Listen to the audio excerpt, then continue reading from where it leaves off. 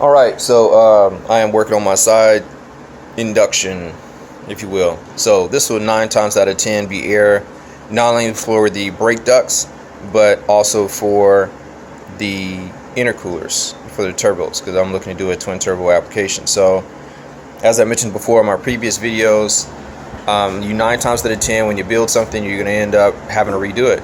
I mean, at least that's my method to the madness. I will jimmy rig something to get my idea going and then come back and redo it another time with less parts,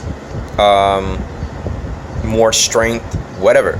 So anyway, I've got my contour in there as far as my design is concerned. I'm seeing that everything is leveled.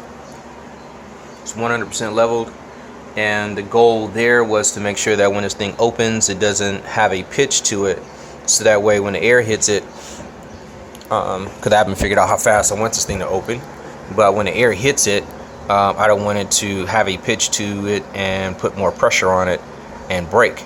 I want it to literally go straight back and then dump air to wherever it needs to be directed. The biggest challenge was the hinges.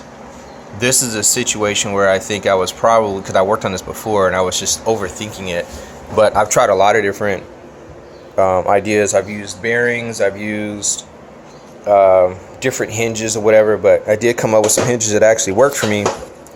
This is what they look like. So they're literally like scissor hinges, and so it already has a riveted connection at the end.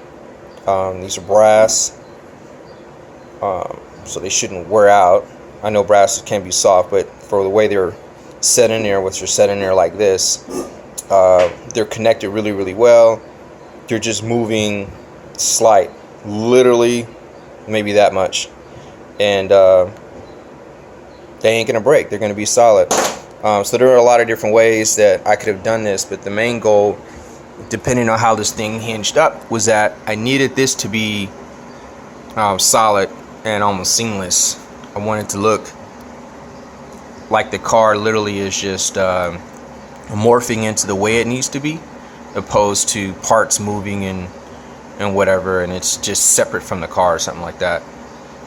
It's kind of a inside theme I'm working with, but anyway, I wanted things to have movement, lots of movement, but again, flow really well. And I think about the air flowing over a part, your eyes going over the part when you're looking at it, and that's just kind of my theme of how I do the car.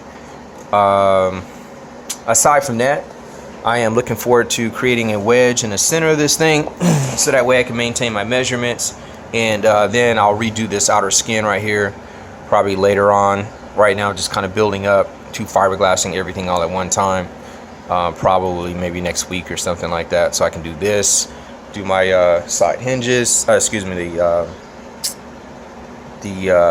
wide body turbo flare there, and then I got some stuff up front. And then I'll take everything and measure it and do the other side.